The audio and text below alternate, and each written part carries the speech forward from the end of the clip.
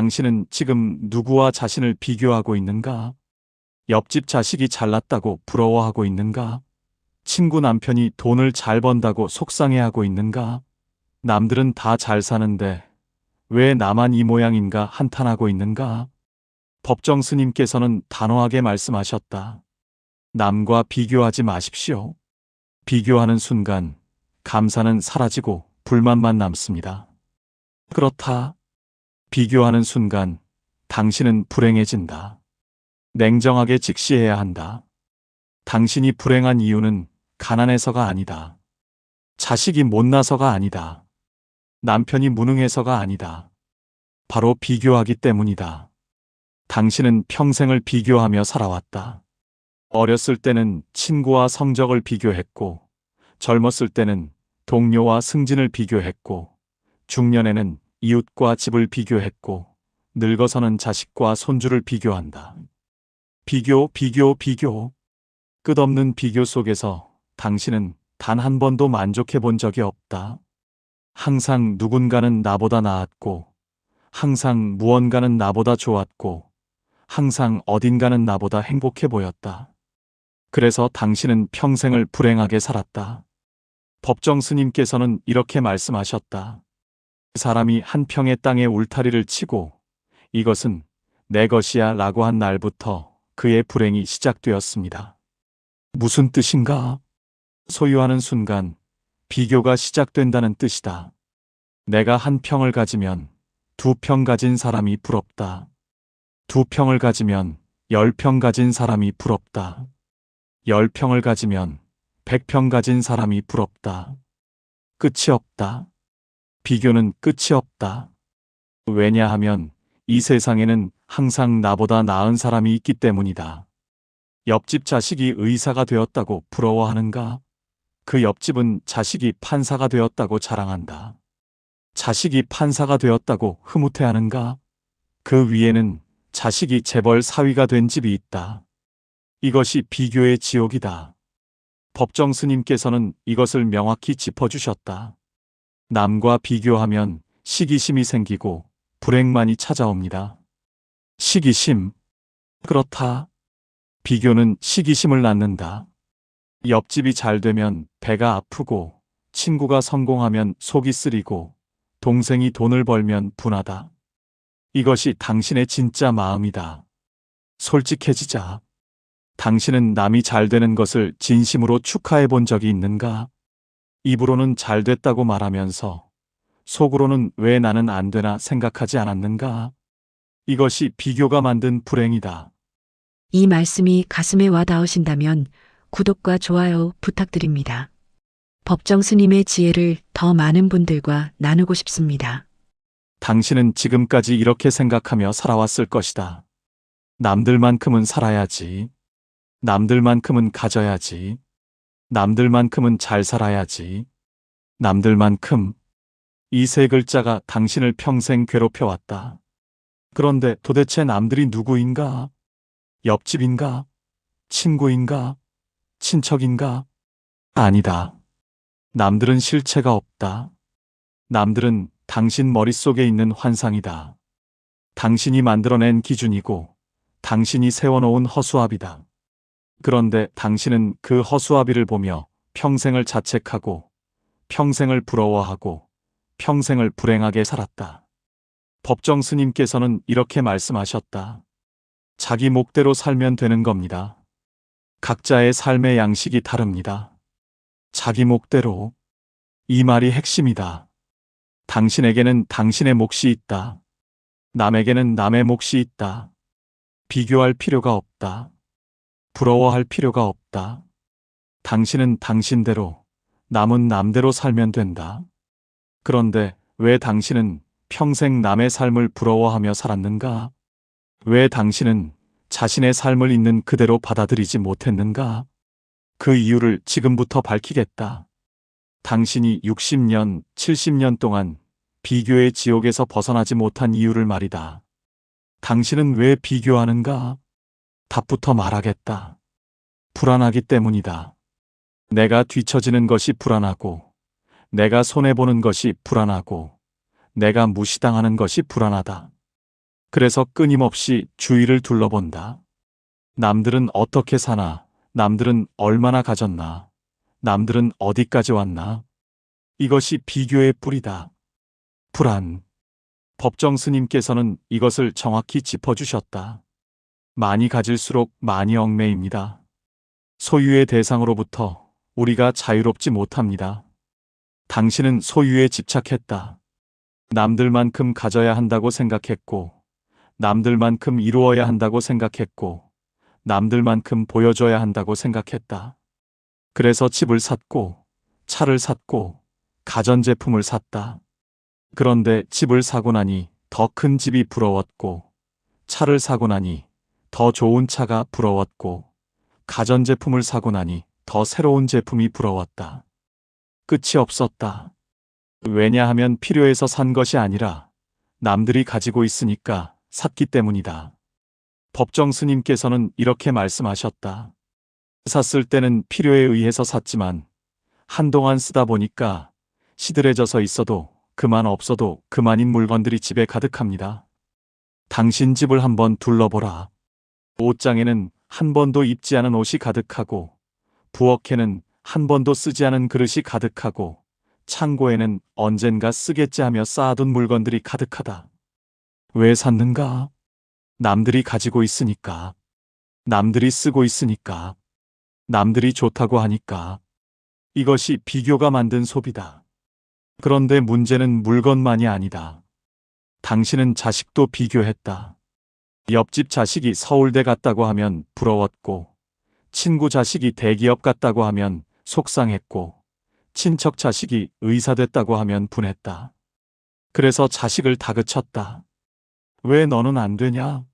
옆집 애는 공부도 잘하고 효도도 잘하는데 너는 뭐냐? 이 말을 들은 자식이 어떻게 되었는가? 상처받았다. 자존감이 무너졌다. 부모를 멀리했다. 당신이 자식을 사랑한 것이 아니라 자식을 경쟁의 도구로 만든 것이다. 법정 스님께서는 이렇게 말씀하셨다. 남과 비교하지 마십시오. 자마다 자기 몫이 있습니다. 얼굴이 다 다르듯 처지가 다 다릅니다.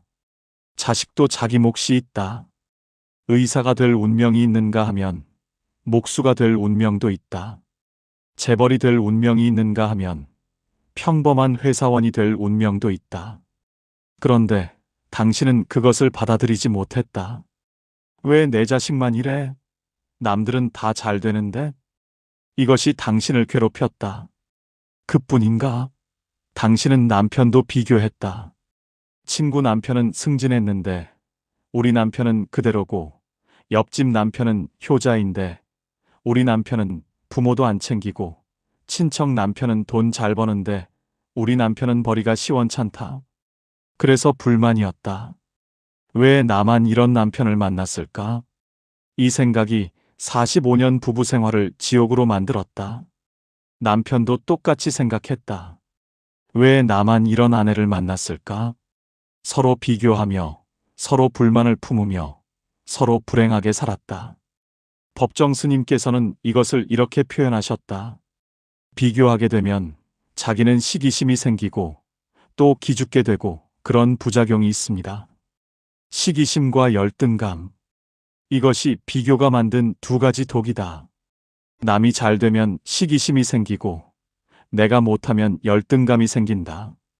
이 두 가지 독이 당신의 마음을 갉아먹었다. 그렇다면 구체적으로 어떤 말들이 비교의 독을 퍼뜨리는가?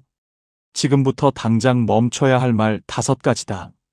첫째, 옆집 자식은 이번에 승진했다던데. 자식의 영혼을 죽이는 말이다. 자식은 이 말을 들을 때마다 부모 기대에 못 미치는 실패작이라고 생각한다. 둘째, 친구 남편은 아내한테 잘해주던데. 남편을 모욕하는 말이다. 남편은 이 말을 들을 때마다 자격 없는 사람이라고 느낀다. 셋째, 남들은 다 저축 많이 했다는데. 가족 전체를 비참하게 만드는 말이다. 있는 것에 감사하지 못하고 없는 것만 한탄한다. 넷째, 우리 집만 이 모양이야. 자기 삶을 부정하는 말이다. 내 삶은 실패했고 남의 삶만 성공한 것처럼 느끼게 만든다. 다섯째, 나는 왜 이렇게 못났을까? 자기 자신을 학대하는 말이다. 자존감을 무너뜨리고 자기 혐오를 키운다. 이 5가지 말을 해본 적이 있는가?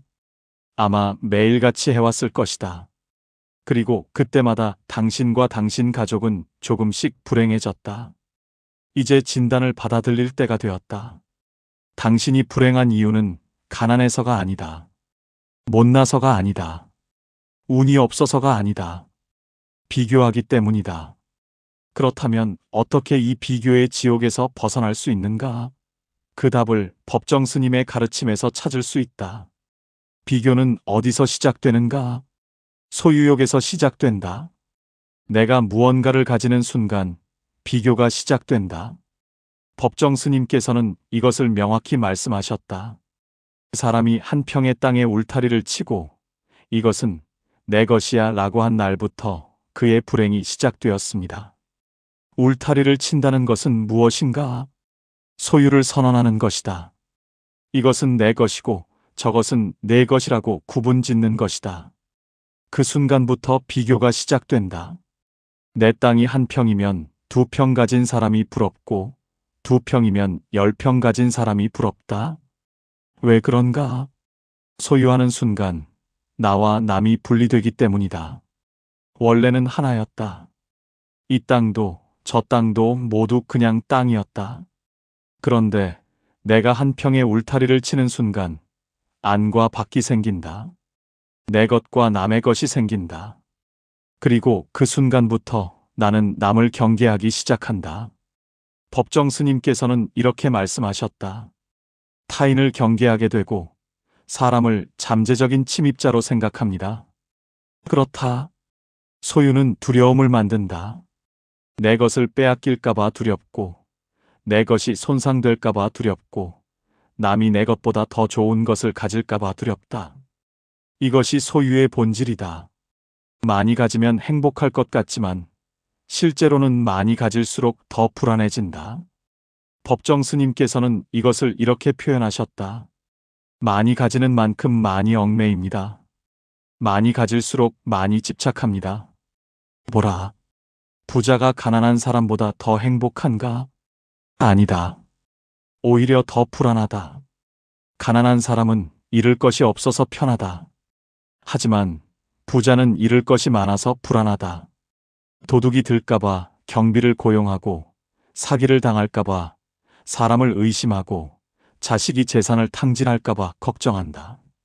이것이 소유의 무게다. 그렇다면 어떻게 해야 하는가? 소유욕을 버려야 한다. 법정 스님의 가장 유명한 가르침이 무엇인가? 무소유다.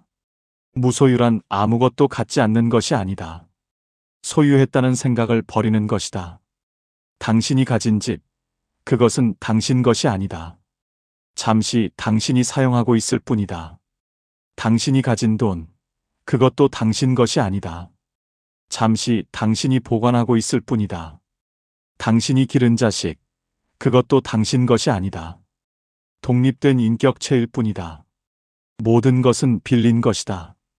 잠시 맡아서 쓰는 것이다. 법정 스님께서는 이렇게 말씀하셨다. 우리는 지금 이 순간에도 지구라는 커다란 행성을 타고 우주 공간을 비행하고 있습니다. 60억이 넘는 승객들이 타고 있습니다. 우리는 모두 이 지구라는 배에 탄 승객일 뿐이다. 타고 있을 뿐이지 소유한 것이 아니다. 그런데 우리는 착각한다. 내가 가진 것이 영원히 내 것이라고. 아니다. 당신이 죽으면 모두 남에게 넘어간다. 집도, 돈도, 심지어 당신의 몸도 모두 사라진다. 그렇다면 무엇이 진짜 당신 것인가? 아무것도 없다. 이것을 깨닫는 것이 무소유다. 그러면 비교가 사라진다. 왜냐하면 비교할 것이 없기 때문이다. 내 것도 없고 남의 것도 없으면 무엇을 비교하겠는가? 법정 스님께서는 이렇게 말씀하셨다. 사람을 부자로 만드는 것은 돈이나 물건이 아니라 그 사람의 마음입니다. 마음이 부자면 진짜 부자다. 돈이 10억 있어도 마음이 가난하면 가난한 사람이고 돈이 1억밖에 없어도 마음이 넉넉하면 부자다. 그렇다면 마음을 부자로 만드는 방법은 무엇인가? 감사하는 것이다. 있는 것에 감사하고, 주어진 것에 감사하고, 살아있는 것에 감사하는 것이다. 법정 스님께서는 이렇게 말씀하셨다. 고마움과 감사함, 이것이 행복입니다. 아쉬움과 불만을 모으면 불행입니다. 얼마나 명확한가? 고마움과 감사함이 행복이고 아쉬움과 불만이 불행이다. 그런데 비교는 무엇을 만드는가? 아쉬움과 불만을 만든다. 남들은 다 있는데 나는 왜 없어? 이것이 비교가 만든 불만이다. 남들은 다 잘 사는데 나는 왜 못 살아? 이것이 비교가 만든 아쉬움이다. 그러니 비교를 멈추면 불만이 사라지고 감사가 생긴다. 나는 집이 있구나. 고맙다. 나는 밥을 먹을 수 있구나. 고맙다. 나는 살아있구나. 고맙다. 이렇게 감사하면 행복해진다. 법정 스님께서는 또 이렇게 말씀하셨다. 하나로서 만족해야 합니다. 하나로 만족하지 않고 둘, 셋을 가지려 하면 원래 가진 하나도 없습니다. 하나로 만족하라. 이것이 무소유의 핵심이다. 집이 한 채 있으면 그것으로 만족하라. 두 채, 세 채를 탐내지 마라. 자식이 한 명 있으면 그것으로 만족하라. 남의 자식과 비교하지 마라. 월급이 100만 원이면 그것으로 만족하라. 1000만 원 받는 사람을 부러워하지 마라. 하나로 만족하는 순간 당신은 자유로워진다. 비교로부터 자유로워지고 욕심으로부터 자유로워지고 불안으로부터 자유로워진다. 이것이 법정 스님께서 말씀하신 무소유의 지혜다.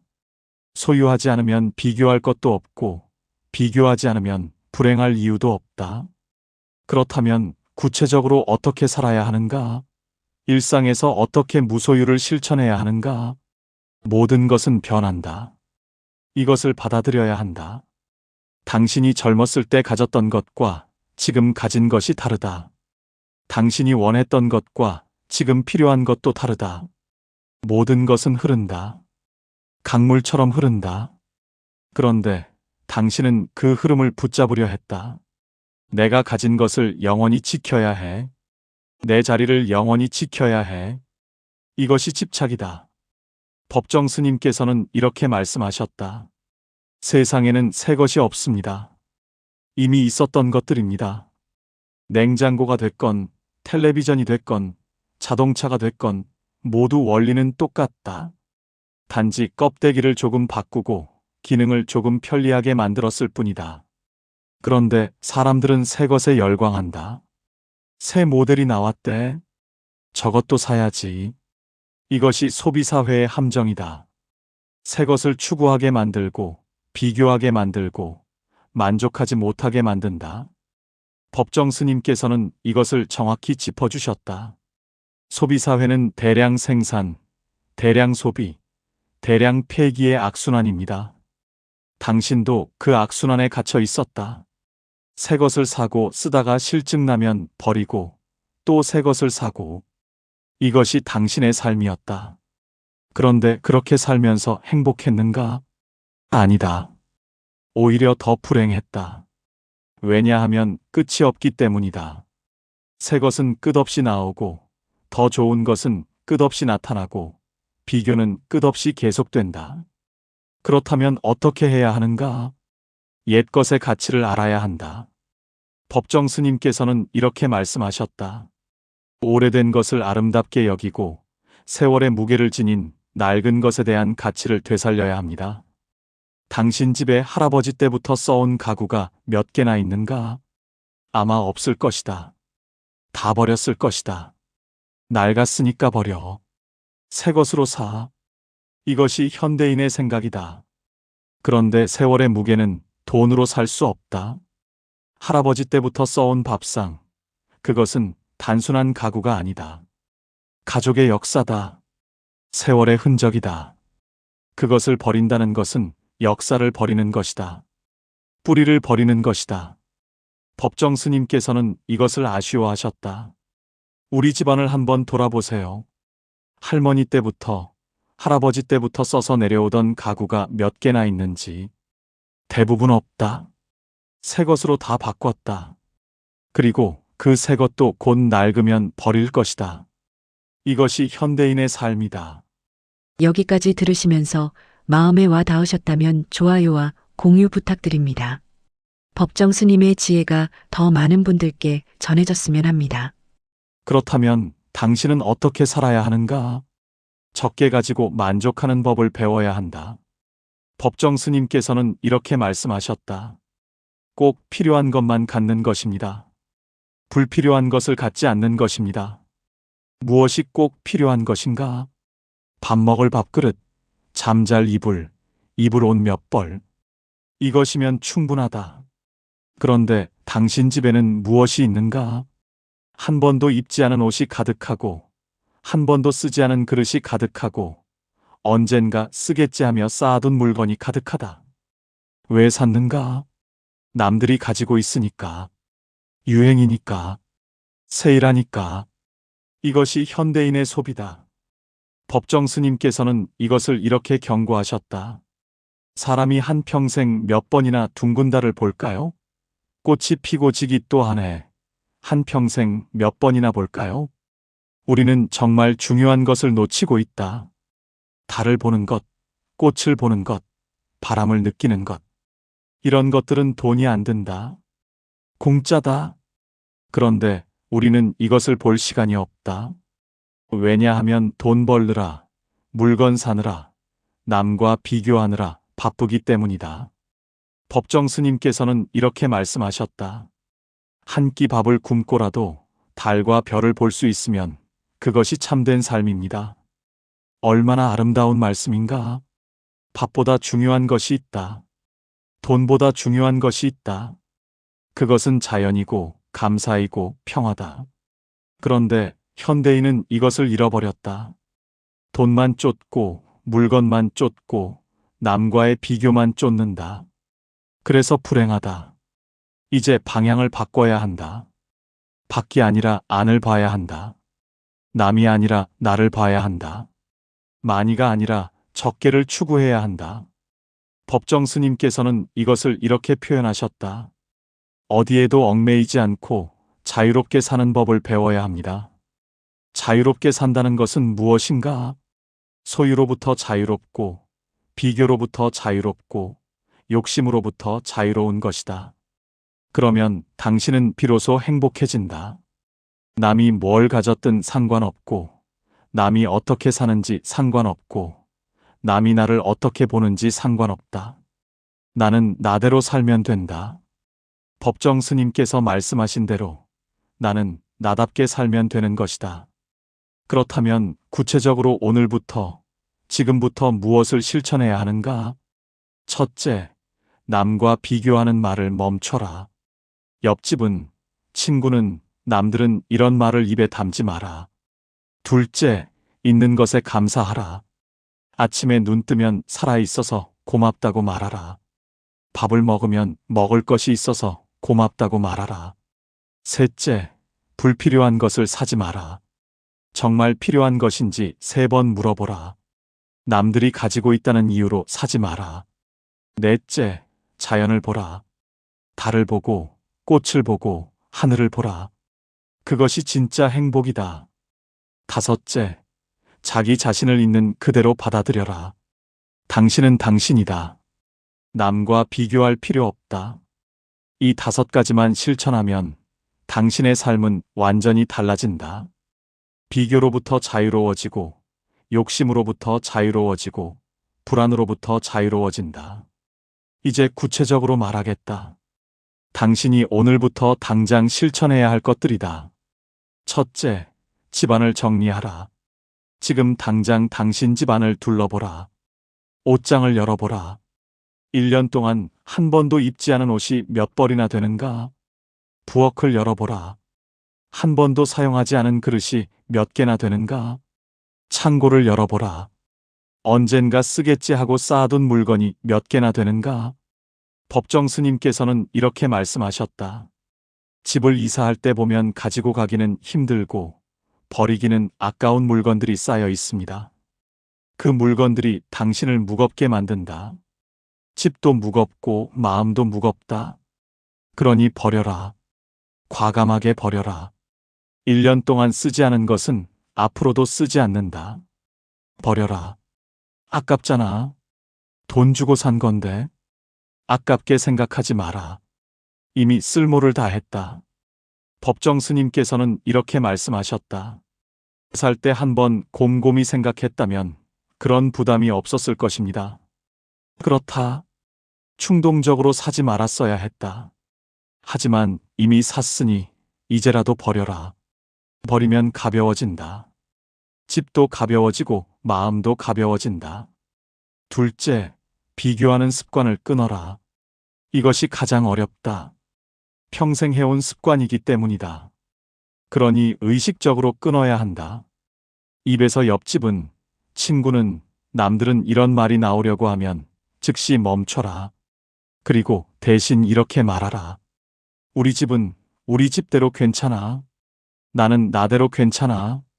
우리는 우리대로 잘 살고 있어. 법정 스님께서는 이렇게 말씀하셨다. 각자의 삶의 양식이 다릅니다. 비교하지 마세요. 당신 자식이 회사원이면 회사원대로 괜찮다. 의사가 아니어도 괜찮다. 당신 남편이 평범한 월급쟁이면 그대로 괜찮다. 사장이 아니어도 괜찮다. 당신 집이 작은 아파트면 그대로 괜찮다.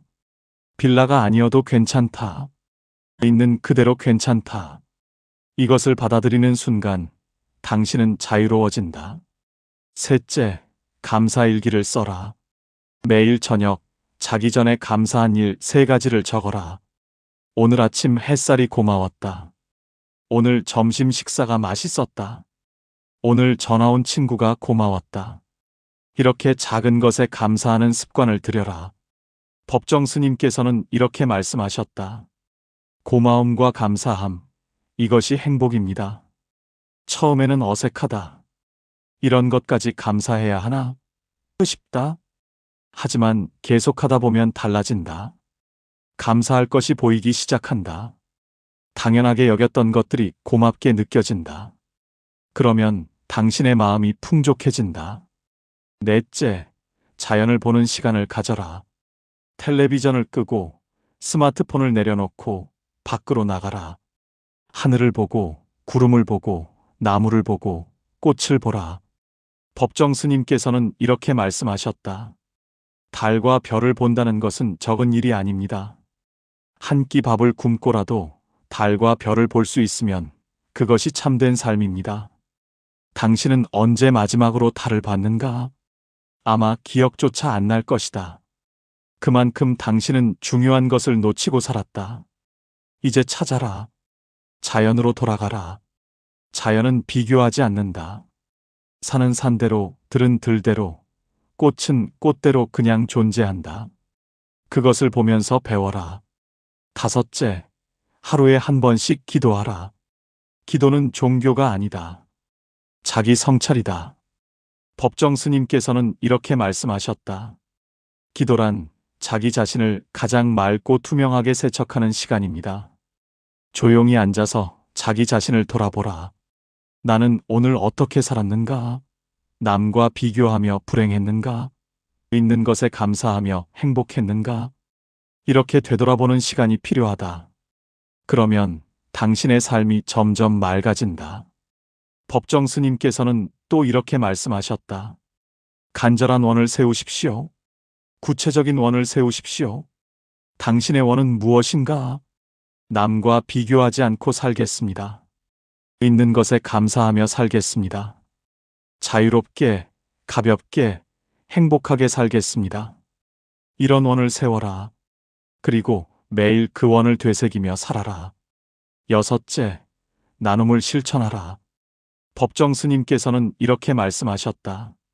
남을 도우면 도움을 주는 쪽이나 받는 쪽이 다 같이 충만해집니다. 당신이 가진 것을 나눠라. 돈이 있으면 돈을 나누고, 시간이 있으면 시간을 나누고, 마음이 있으면 마음을 나눠라. 나누는 순간 신기한 일이 일어난다. 내가 가진 것이 줄어드는 것이 아니라 오히려 풍족해진다. 왜냐하면 나누는 행위 자체가 당신을 풍족하게 만들기 때문이다. 법정 스님께서는 이렇게 말씀하셨다. 받을 때보다 줄 때가 훨씬 마음이 풍족합니다. 그러니 나눠라. 아낌없이 나눠라. 그러면 당신은 진짜 부자가 된다. 마음이 부자가 되고 삶이 풍족해지고 행복해진다. 일곱째, 매일 아침 거울을 보며 다짐하라. 오늘 하루 남과 비교하지 않겠습니다. 오늘 하루 있는 것에 감사하겠습니다. 오늘 하루 나답게 살겠습니다. 이렇게 다짐하라. 법정 스님께서는 이렇게 말씀하셨다. 거울에 비친 겉얼굴만 보지 말고 속 얼굴도 들여다보세요. 당신의 속 얼굴은 어떤가? 비교로 일그러진 얼굴인가? 감사로 빛나는 얼굴인가? 매일 아침 그것을 점검하라. 그리고 오늘은 조금 더 나은 사람이 되겠다고 다짐하라. 이 7가지를 실천하면 당신의 삶은 완전히 달라진다. 비교의 지옥에서 벗어나고 감사의 천국으로 들어간다. 당신은 평생을 비교하며 살았다. 그것만으로도 충분히 고생했다. 이제 그만 내려놓을 때가 되었다. 법정 스님께서는 이렇게 말씀하셨다. 우리에게 주어진 시간은 한정되어 있습니다. 한 번 지나간 시간은 다시 되돌릴 수 없습니다. 그렇다. 시간은 한정되어 있다. 당신이 60대라면 앞으로 20년, 70대라면 앞으로 10년. 그 짧은 시간을 또다시 비교하며 불행하게 살 것인가? 아니면 감사하며 행복하게 살 것인가? 선택은 당신에게 달려 있다. 법정 스님께서는 이렇게 말씀하셨다. 내일은 없습니다.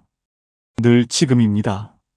내일 비교를 멈추겠다고 하지 마라. 내일은 오지 않는다. 지금 당장 멈춰라.